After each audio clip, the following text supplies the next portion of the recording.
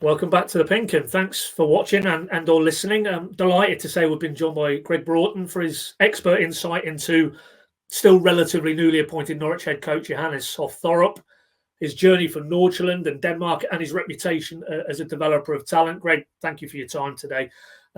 Just by way of a brief bio for anybody who's not fully aware of your backstory, you spent nearly 5 very successful years with Norwegian club Bodo Glimt as head of player development.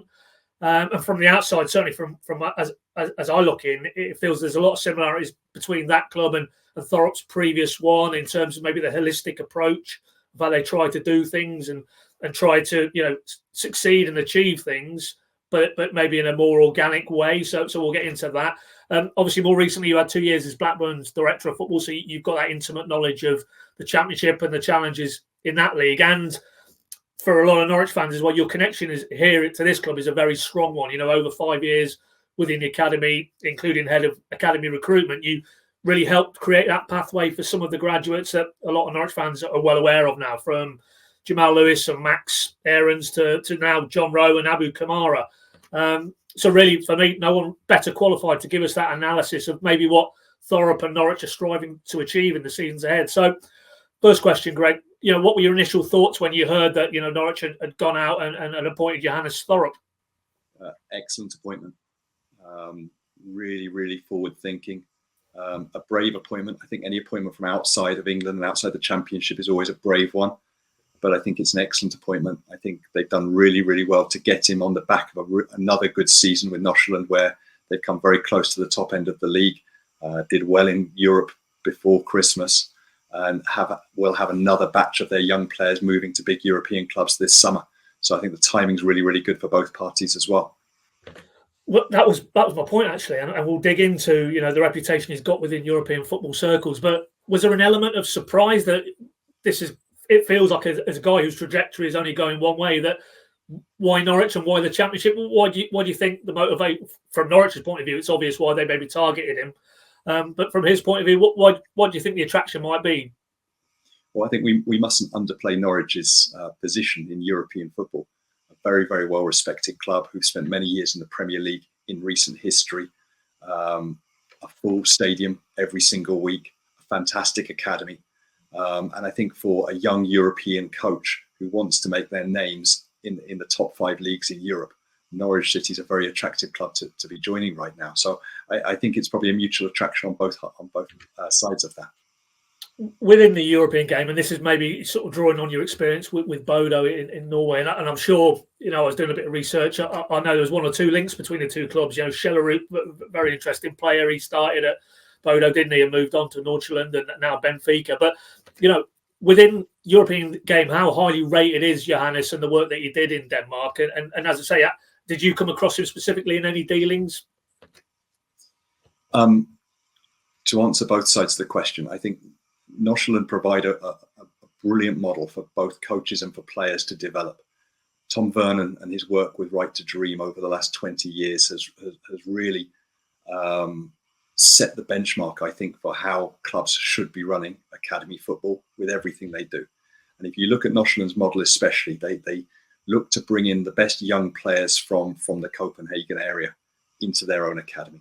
At 16, they then add from the best players from Scandinavia into the academy, which is why Andreas Kjellerud left Bodo Glimt to join there at 16. And then at 18, they have this unique model where initially they just had the Right to Dream Academy in Ghana, which was sending over the best players from that part of Africa. But now that's expanded to both Egypt and now into the United States as well.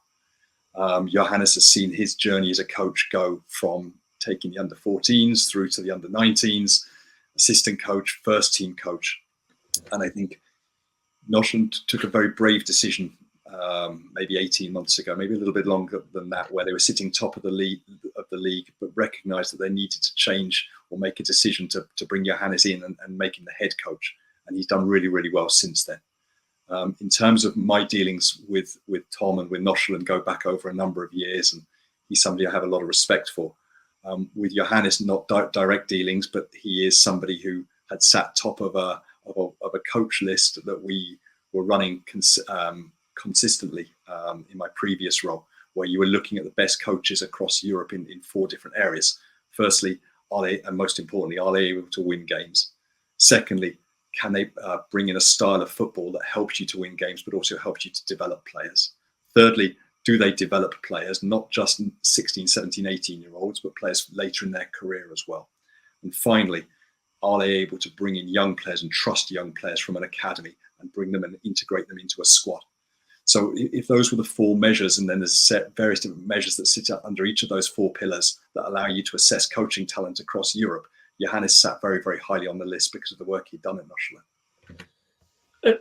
And a lot of your answer there, Greg, was clearly chimes with, it feels, why they've decided that he is the guy, along with the sporting director Ben Napper and everybody else at Norwich, driving this forward. And we just spoke just before we started recording, but almost a reconnection of the academy pathway to get players who are talented, but actually that very difficult step to get them into your first team. And then who knows, obviously it's well known that Norwich's model is about first team development, but also then ultimately they're better players, maybe the resale value, and that's the self-funded element of the club. But you know better than anybody, obviously, because in your time, and I referenced it at the start, you know, the amount of talent that was developed at Norwich, firstly in the first team, and we talked about Jamal and Max and how intrinsic they were to what Daniel Farke achieved in those championship winning seasons, but then obviously to be able to generate sums that can hopefully be reinvested.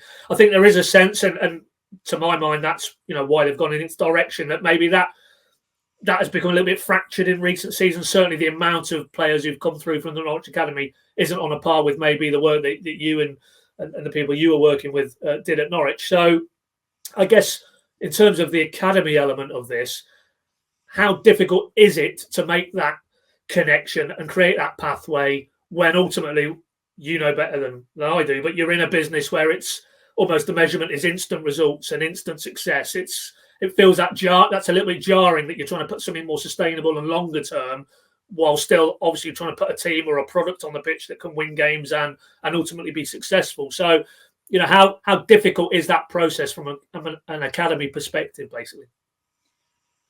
I think it depends on who you are as a club and what your core beliefs are. Because if your core beliefs are that the academy is central to everything you do, then it's not that hard to do it. I think during my time at Norwich, I saw several different periods.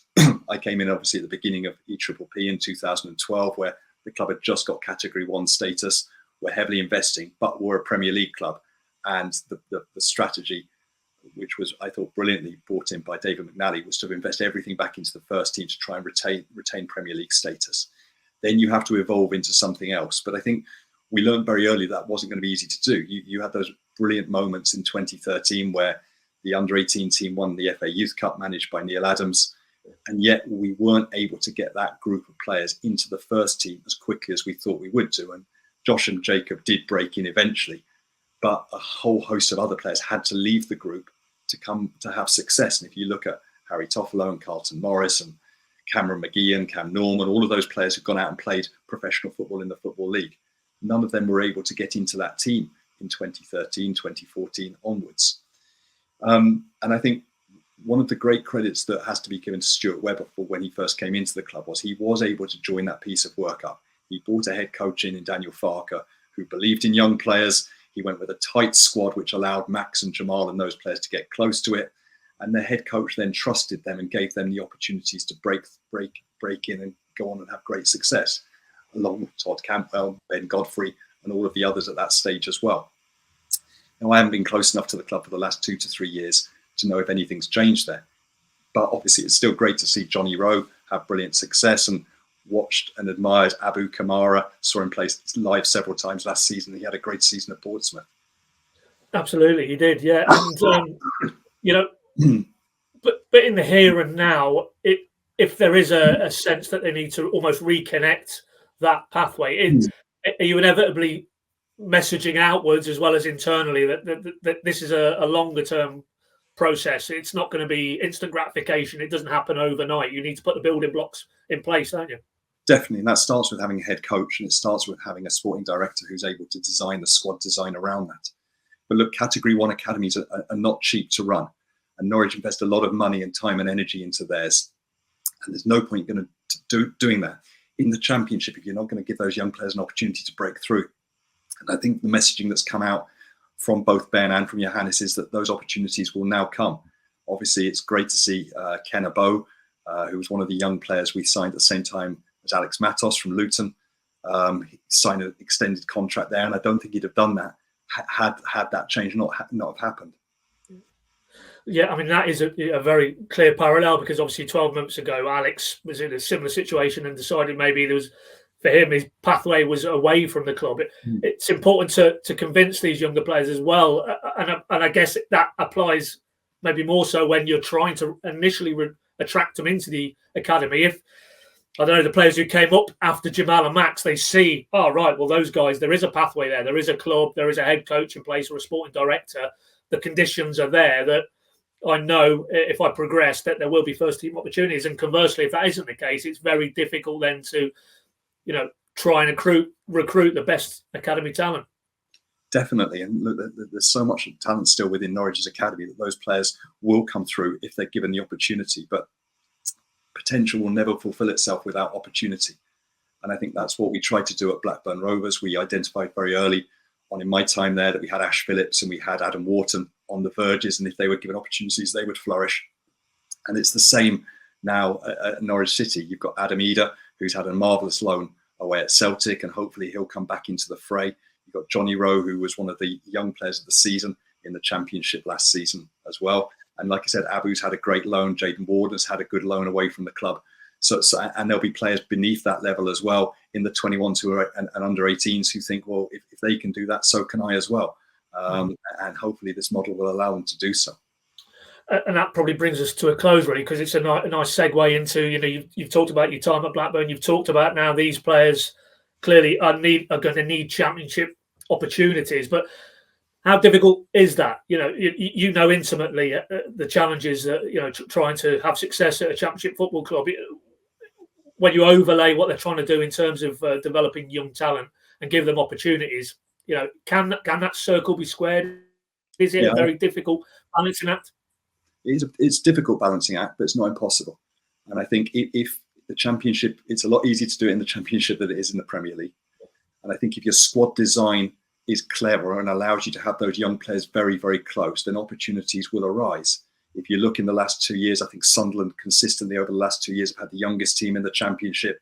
And you've seen because of that you then get other young players thinking, well, I want to be part of that. Joe Bellingham doesn't move from Birmingham to Sunderland if he doesn't think he's going to play a lot more games in that team. And you've had Jack Clark come in and have great success and other players in the Sunderland setup. So I'm not saying that Norwich need to go as extreme as that with an average age of under 22. But if you can have a good squad structure that allows the young players to be close, then opportunities will arrive. Just because the Championship is so relentless, you've got 46 games. Norwich will be hoping to have 50 plus games, including the cup games this season as well. And what they've done is employ a head coach who won't be afraid to bring young players in, and a sporting director who will try to align it from top to bottom. Yeah, which is key, clearly. And just on a final point, and zooming out, it's just occurred to me, I'm really intrigued with football in general, but we all know the financial parameters that outside the Premier League, it's a very difficult landscape. Obviously, lots of clubs will be reliant on maybe owners putting money in, but that isn't always the case. Are you seeing now more realism inside football that you need to try, if you can, and put those organic pillars in place to try and achieve a degree of success? Because just throwing money at it's been proven time and time again, that's not very sustainable at all. Definitely. And I think you've got this very clear model now in the Championship where you're allowed to overspend by 40 million over 3 years. So clubs are being very, very conservative with their wage bill, very conservative with what they're prepared to spend on transfer fees to make sure they don't fall foul of that rule. And the easiest way to do that is to bring your own players through. But then you've seen this completely unique thing happen in the Premier League this summer, which has never happened before, where basically young players are being traded before ever breaking through in order for clubs to clear their books. Yeah. So you've had 3 or 4 players go for around 20 million just in order to, and by the way, they're all top players, but those moves are happening just in order for clubs to make sure that financially they don't fall foul of the Premier League rules, which are a different challenge altogether. Yeah. So I think, like I said, Category 1 academies are not cheap to run. And if you're going to invest that amount of money into it, you need to make sure you get your returns. I think Norwich City are in a great position to do that now.